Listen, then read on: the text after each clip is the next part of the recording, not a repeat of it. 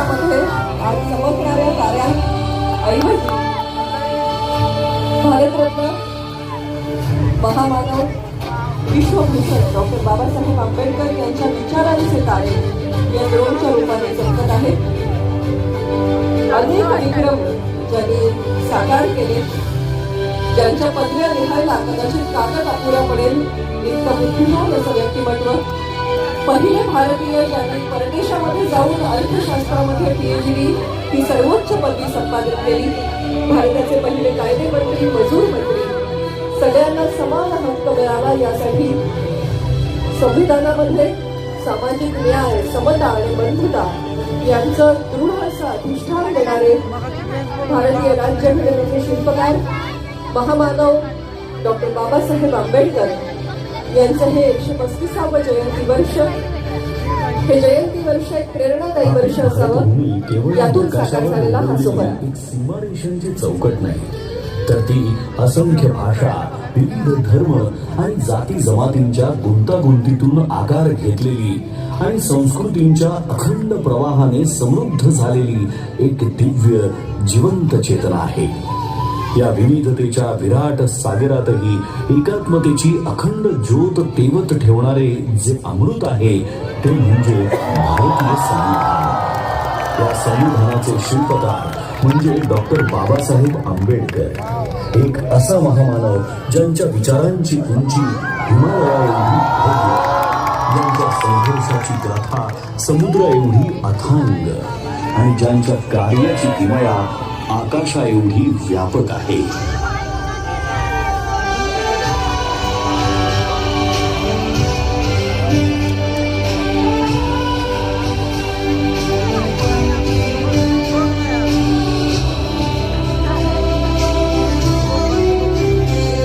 संविधानाच्या प्रत्येक ओळीतून उलगडणारी डॉक्टर बाबासाहेब आंबेडकर यांची दूरदृष्टी ही केवळ कायद्यांच्या चौकटीपुरती मर्यादित नाही, तर ती एका आदर्श समाज रचनेची जिवंत प्रतिमा आहे. न्याय, स्वातंत्र्य, समता आणि बंधुत्व या मूल्यांच्या आधारावर त्यांनी असा भारत घडवण्याचा ध्यास घेतला जिथे प्रत्येक नागरिकाला आपलं अस्तित्व अभिमानाने जगता येईल.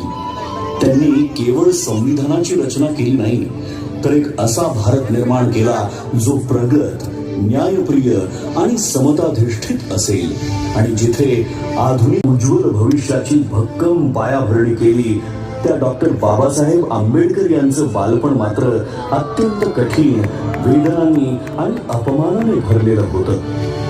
अस्पृश्यतेच्या काळोख्या सावटाखाली त्यांना शाळेत वेगळं बसवलं जाईल, पाण्याच्या एका थेंबासाठी त्यांना वंचित ठेवलं जाईल.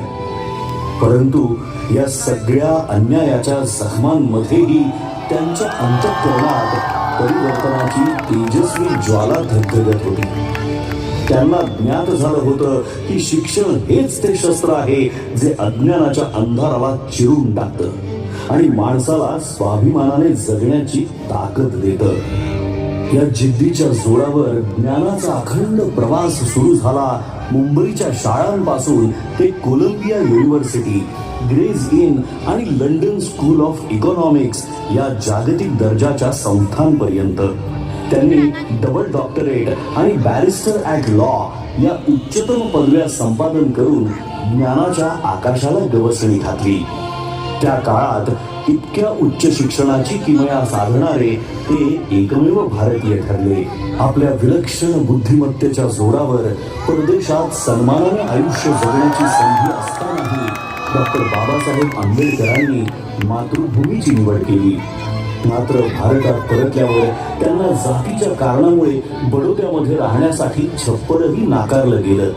पण अपमानापुढे झुकण्याऐवजी त्यांनी संघर्षाचा मार्ग निवडला.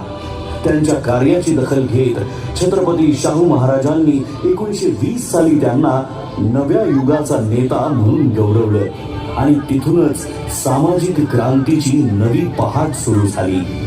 1927 साली घडलेला महाड सत्याग्रह हा केवळ पाणी पिण्याचा हक्क मिळवण्यासाठीचा लढा नव्हता, तर तो मानवी स्वाभिमानासाठी उभारलेला पहिला महान संग्राम होता. 1927 साली महाड येथे झालेला 14 तळे सत्याग्रह त्यानंतरचा काळाराम मंदिर सत्याग्रह हा संघर्ष तर श्रद्धा आणि समानतेच्या संगमावर उभा राहणारा ऐतिहासिक टप्पा ठरला.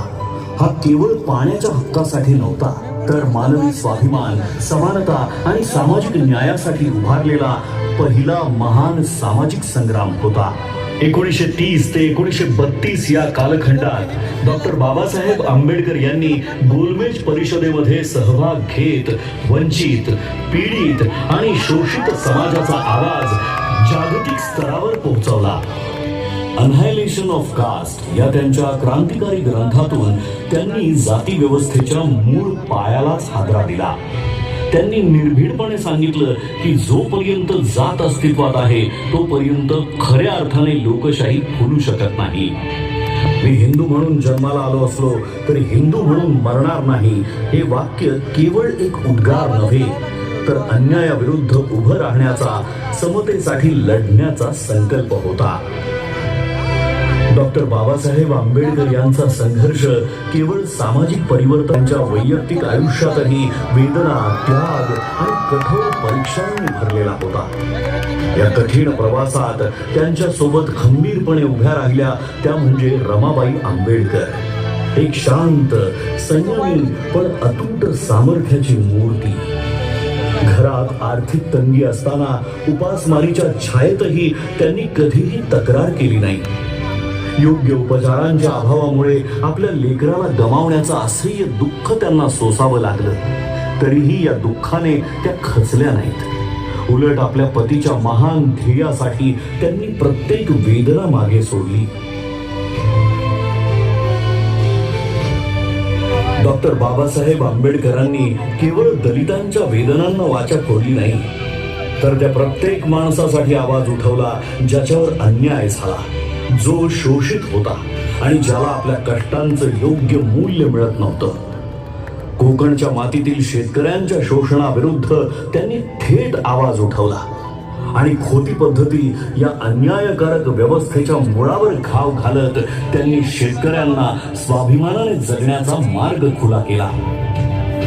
कामगार मंत्री म्हणून शपथ घेताना 8 तासांचा कामाचा दिवस, साप्ताहिक सुट्टी, किमान वेतन आणि सामाजिक सुरक्षेचे हक्क हे केवळ कायदे नव्हते, तर कष्टकऱ्यांच्या आयुष्याला मिळालेले संरक्षण कवच होते. डॉक्टर बाबासाहेब आंबेडकर यांच्या दृष्टीने स्त्री ही केवळ कुटुंबाचा भाग नव्हती, तर समाजाच्या उभारणीचा केंद्रबिंदू होती. म्हणूनच त्यांनी महिलांच्या आर्थिक स्वातंत्र्याला, शिक्षणाला प्रथम दर्जा दिला. बालविवाह, सतीप्रथा, देवदासी प्रथा आणि विधवांचं अमानुष शोषण या सर्व कुप्रथांविरुद्ध त्यांनी प्रखर आवाज उठवून समानतेचा हक्क दिला. कायदा मंत्री म्हणून त्यांनी सादर केलेल्या हिंदू कोड बिलने महिलांना घटस्फोटाचा अधिकार, मालमत्तेत समान हक्क आणि वैयक्तिक आयुष्यात स्वायत्तता मिळवून देत अशा अभूतपूर्व निर्णयाने इतिहास रचला. तसंच कामकाजी महिलांसाठी मातृत्व रजा आणि समान कामासाठी समान वेतन या केवळ सुधारणा नाही, तर स्त्रीच्या सन्मानाचा आणि स्वातंत्र्याचा नवा अध्याय होता. कायदा मंत्री म्हणून त्यांनी सादर केलेल्या हिंदू कोड बिलने महिलांना घटस्फोटाचा अधिकार, मालमत्तेत समान हक्क आणि वैयक्तिक आयुष्यात स्वायत्तता मिळवून दिली आणि या अभूतपूर्व निर्णयाने इतिहास रचला. 1947 साली डॉक्टर बाबासाहेब आंबेडकर यांची संविधान मसुदा समितीचे अध्यक्ष म्हणून निवड झाली. या जबाबदारीला न्याय देत त्यांनी भारतीय संविधान या अद्वितीय ग्रंथाची निर्मिती केली, जो जगातील सर्वश्रेष्ठ संविधानांपैकी एक आहे. संविधानाच्या माध्यमातून त्यांनी प्रत्येक व्यक्तीला अभिव्यक्ती स्वातंत्र्य, समानतेचा हक्क, अस्पृश्यतेचा अंत आणि सर्व प्रकारच्या भेदभावावर कठोर बंदी घालून मानवाधिकार केवळ कायद्याच्या चौकटीत न ठेवता प्रत्येक भारतीयाच्या जीवनाचा अविभाज्य भाग बनवले. तसंच समता, करुणा आणि प्रज्ञेच्या प्रकाशात त्यांच्या आत्मसन्मानाला एक नवी उंची प्राप्त करून दिली. महात्मा ज्योतिराव फुले, भगवान गौतम बुद्ध आणि संत कबीर हे डॉक्टर बाबासाहेब आंबेडकर यांचे प्रेरणा स्रोत होते. त्यांच्या विचारांच्या मुळाशी असलेली स्वातंत्र्य, समता आणि बंधुत्व ही मूल्ये त्यांना विशेषतः भगवान बुद्धांच्या तत्वज्ञानातूनच सापडली. राष्ट्र निर्माते आहेत अशा या महान विभूतीचे, या युगपुरुषाचे आपण आज कृतज्ञतेने स्मरण करूया आणि अभिमानाने, आत्मसन्मानाने आणि एकतेच्या भावनेने म्हणूया, जय जय भीम, जय भीम.